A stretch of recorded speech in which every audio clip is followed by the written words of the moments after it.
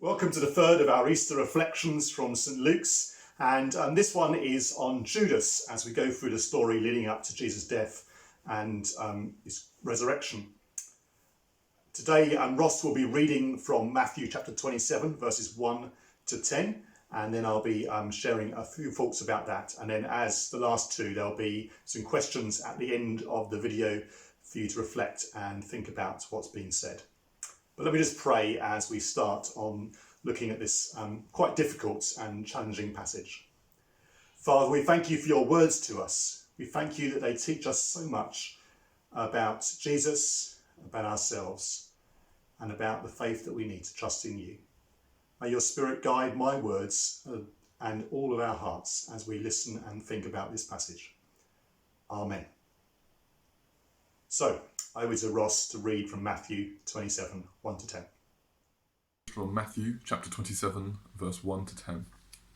Early in the morning, all the chief priests and the elders of the people came to the decision to put Jesus to death. They bound him, led him away, and handed him over to Pilate, the governor. When Judas, who had betrayed him, saw that Jesus was condemned, he was seized with remorse and returned the 30 silver coins to the chief priests and elders. "I have sinned," he said, "for I have betrayed innocent blood." "What is that to us?" they replied. "That's your responsibility." So Judas threw the money into the temple and left. Then he went away and hanged himself.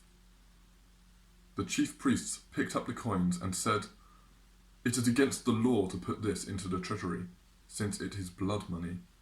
So they decided to use the money to buy the potter's field as a burial place for foreigners.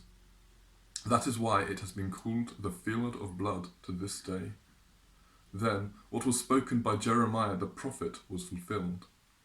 They took the 30 silver coins, the price set on him by the people of Israel, and they used them to buy the potter's field, as the Lord commanded me. This is the word of the Lord.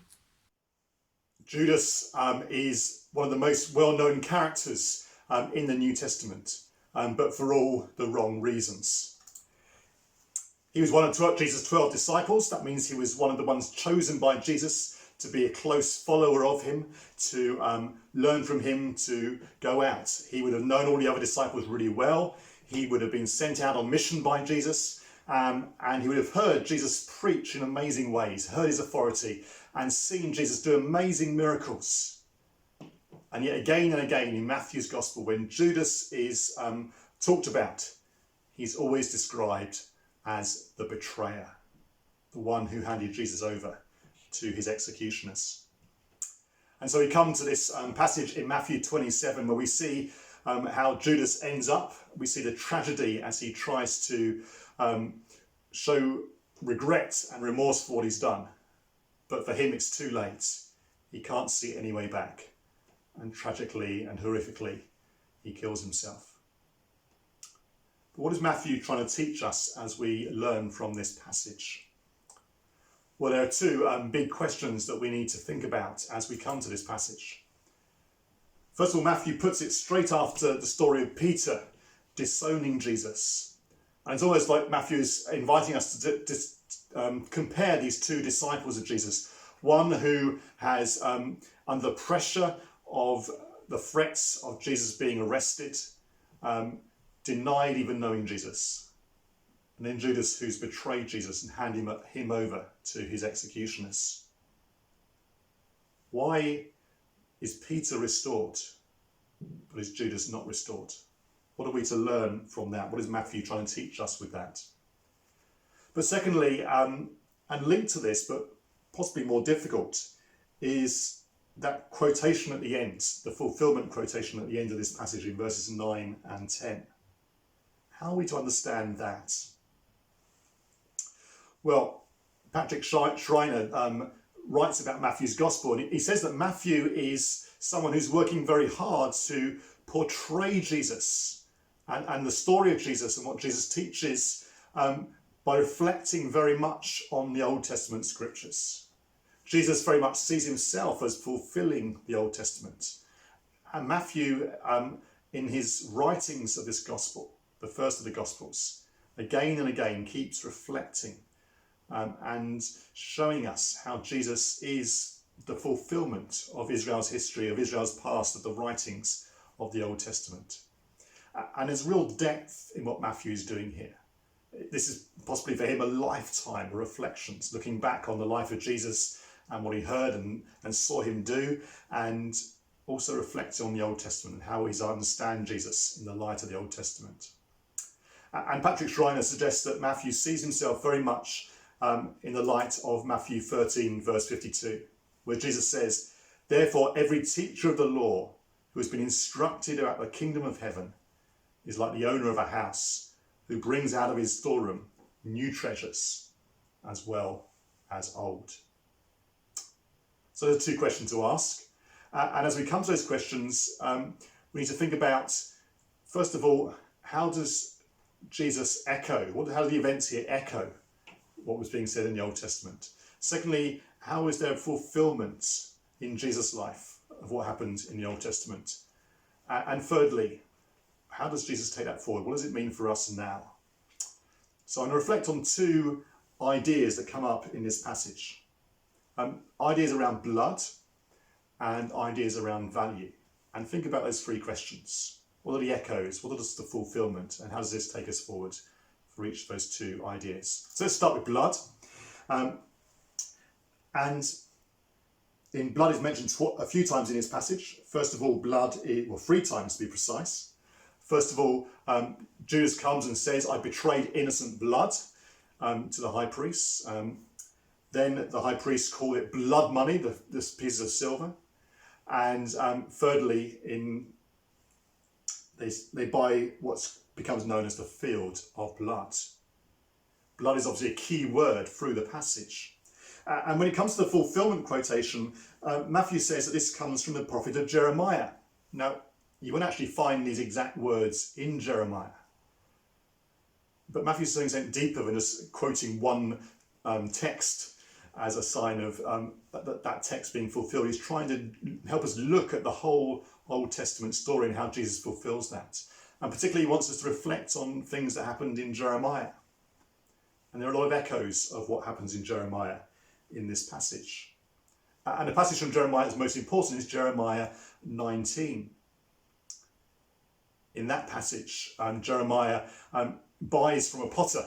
He buys a pot. And he takes people out to the Valley of Hinnom, a place near Jerusalem, and maybe even the place where this field of blood this potter's field was bought. And in the passage, he challenges and condemns Israel for shedding innocent blood. And it's the key connection with what's being said here. In that case, Jeremiah is challenging them because they have been a people that have sacrificed to foreign gods, and particularly to Baal rather than to God himself. They sacrificed their own children in doing that. And so Jeremiah says that they have innocent blood on their hands. And as a result, God is going to come and judge Jerusalem. And the Valley of Hinnom, this place, will become a burial place. See the connection again? This time a burial place for Jerusalem being condemned. And so there are echoes of Jeremiah 19. And to see how these echoes fit with what Matthew is doing throughout his gospel, and particularly in this passage, it's maybe worth thinking back to another place where blood is mentioned. And that's to Matthew chapter 23. Matthew chapter 23 is the first part of Jesus' last set of teaching in Matthew. And it contains 7 woes against the teachers of the law, some of whom were represented on the Sanhedrin who had condemned Jesus. And the 7th woe particularly talks about shedding innocent blood. He says to them that you celebrate the prophets who Israel killed in the past, but you're just like your fathers. And in a hint of what they're about to do in condemning Jesus to death, the great prophet, the Son of God, he's saying, look, like your forefathers, you'll have blood on your hands. He even says, like Abel, the first person in a sense to be martyred in Genesis chapter 4, killed by his brother Cain for offering a better sacrifice to God. all the way through to the prophet Zechariah, who we'll quote in a minute, who was killed in the temple itself, the place where Judas goes and meets with the high priest. You have blood on your hands, he says. And now you're going to make it even worse by having me, God's only son, killed. And so you see, Matthew in his gospel is connecting what Jeremiah was saying about the shedding of innocent blood by Israel to the death of Jesus himself. And Jesus goes on in chapter 23 to talk about the destruction of Jerusalem, and that becomes the great theme moving on into the next chapter, into chapter 24 as well. Jerusalem will be destroyed for shedding innocent blood, just like in Jeremiah, but this time the innocent blood is Jesus. And that destruction did come in AD 70, 40 or so years after Jesus' death. But it came as Jesus predicted, to a people who had rejected God's own son and had him killed. What does that mean for us? Well, like Judas, we are, I hope, people that see ourselves as following Jesus. But Judas rejected Jesus. Peter failed, but Judas turned his back completely on Jesus. He went over to the other side. He went to those that were persecuting Jesus, those that wanted to kill Jesus, and put himself in with them. And even though he was sorry about it later on, it was too late, at least in his eyes. He could see no way back. And so he went and hung himself. The warning for us is that if we, although we may know about Jesus, although we may see ourselves as followers of Jesus now, if we turn our backs on him, if we reject him altogether like Judas, then we can too will face the horror of being part of Jesus' enemies. We too will have innocent blood on our hands. In Hebrews 10:29 it puts it really strongly. It says, "How much more severely do you think a man deserves to be punished who has trampled the Son of God underfoot, who has treated as an unholy thing the blood of the covenant that sanctified him, and who has insulted the Spirit of grace?" These are strong warnings indeed, and we should be, as Christians, rightly afraid of rejecting Christ altogether.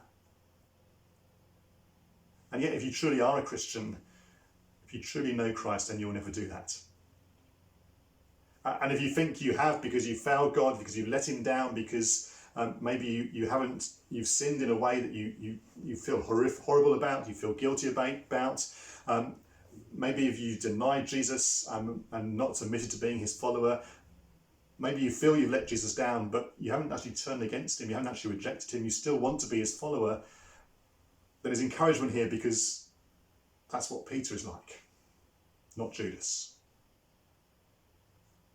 So don't feel, if you want to follow Jesus still, that you are like Judas. But hear the warning.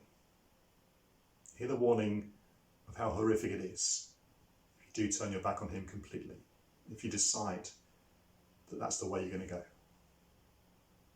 Because if you allow your heart to be hardened in that way, you may reach a stage where there is no way back. But if you're seeking to follow Jesus now, don't worry about it. Christ will take hold of you. There is a way back. He will restore you as he restored Peter. There is forgiveness available. The first theme then is blood, but actually the second theme is value. And the word in Greek for value is often translated money, as it is here. So it decided to use the money to buy the potter's field. It's also translated as price. And actually the quote in verses 9 and 10 is a quote from Zechariah 11, verses 12 to 13. At least the first part of it is. It's much more closely linked with that than it is to Jeremiah. And Zechariah has played a really important part in Matthew's account of Jesus going to the cross. So Matthew makes it clear to us that when Jesus rides into Jerusalem on a donkey, he's fulfilling what is said in Zechariah. Here comes your king riding on a donkey, a gentle king.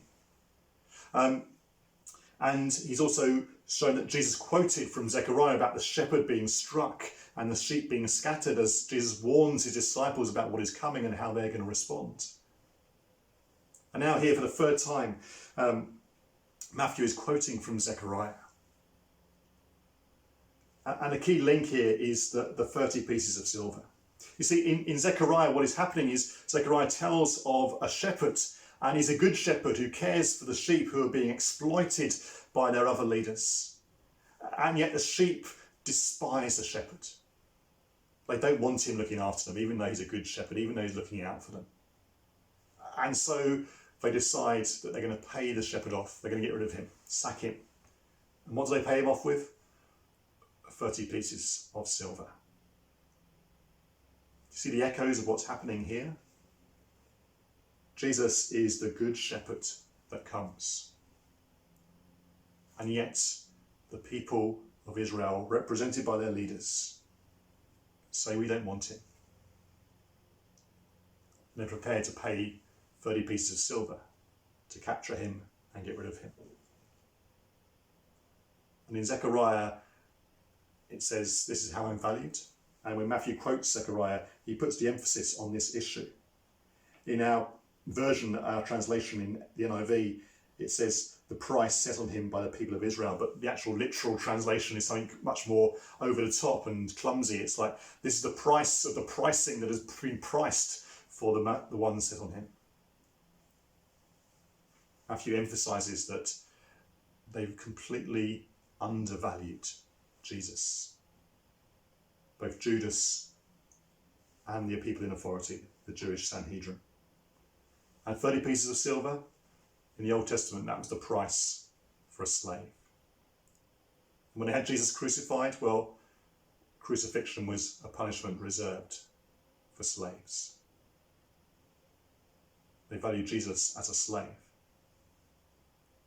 And yet as Christians, of course, we know that Jesus is far more valuable than that. And we know that, ironically, it's in his death and in his crucifixion that we find his greatest value. It says in Hebrews chapter 2, verse 9, but we see Jesus, who was made a little lower than the angels, now crowned with glory and honour because he suffered death, so that by the grace of God he might taste death for everyone. It's in Jesus' death on the cross we see that he is the good shepherd that laid his life down for the sheep. We see that he loves us so much, he cares for us so much, that he gave his very life. And we see that in him is our only hope, our only way to be reconciled with God, our only way to have eternal life. Judas thought there was no way back because he didn't value Jesus. He didn't see that in his death was the way to return to God, because he'd hardened his heart and rejected him. Judas failed to value Jesus for who he was. The high priest failed to value Jesus for who he really was. And for us as Christians, the challenge is, do we really value Jesus for who he really is? Is he the most valuable thing in our lives? The most valuable person in our lives? So do we really value Jesus for what he's really worth? As we come to the end of our talk, here's 3 questions to help you think through what we've been thinking about. First of all, linking the old. Why not read Jeremiah 19 and Zechariah 11, 4-17? What connections can you see with our passage? What lessons is Matthew drawing out? And the theme of blood. Can you imagine yourself turning your back on Jesus? How does what we have learnt stand as a warning against this? And value. How valuable is Jesus to you? Why is he so valuable? Can you say that? And is there anything else in life that you value more?